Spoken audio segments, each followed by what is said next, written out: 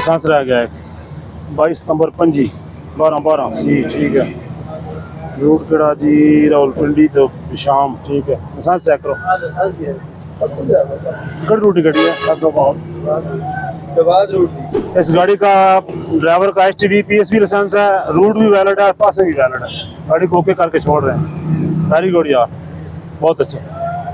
अल्लाह खैर से ले जाए गाड़ी आप। अल्लाह हाफिज।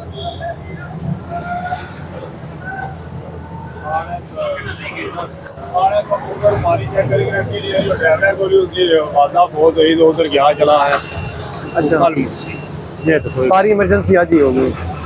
निकाल साल टीवी है हमारी LTV यार एक ही है। क्या लिखा मैं तेन पढ़ा जैसे मोटर कार लिखा, ये मोटर कार है। यानी कि जो प्रॉपर ड्राइवर है उसको भी प्रॉपर लाइसेंस नहीं है।